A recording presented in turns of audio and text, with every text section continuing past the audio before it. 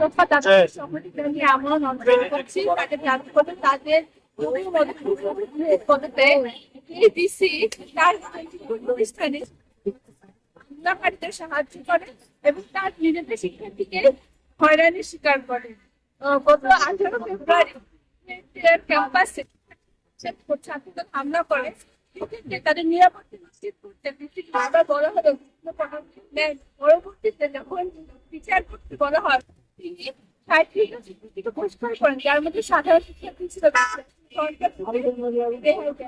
এভাবে ইউপিসি বারবার তার যদিও এজেন্ডা বাস্তবায়নের দায়িত্ব ছিল তার শিক্ষার্থীদের নিরাপত্তা নিশ্চিত করা, তার শিক্ষা প্রতিষ্ঠানে শিক্ষার পরিবেশ বজায় রাখা।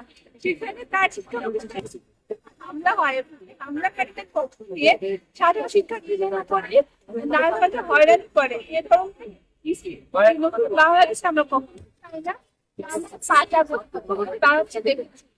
আওয়ামী লীগ ছিল, তারই পিছু ছিল, তারই ছাত্রলীগ ছিল। ছাত্রলীগ দায় করেছে, তাদের পিছিয়ে তাদের সাহায্য করছে, তাদের নিরাপত্তা দিয়েছে। আর নিরাপত্তা না দিয়ে আমরা চাই না যে নিজের দলীয় এজেন্ডা বাস্তবায়ন করার শিক্ষার্থীদের রক্ষা করতে দেবে, শিক্ষার্থীদের হয়রানি করবে এবং শিক্ষার্থীদের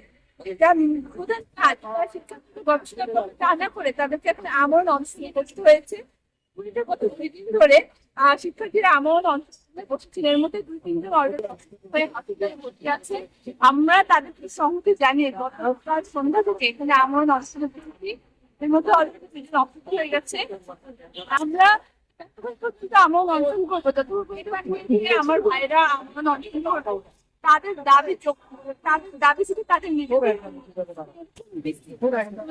যদি সব শিক্ষা প্রতিষ্ঠানে থাকে সেই ছাত্র সন্ত্রাস রাজনৈতিক হবে।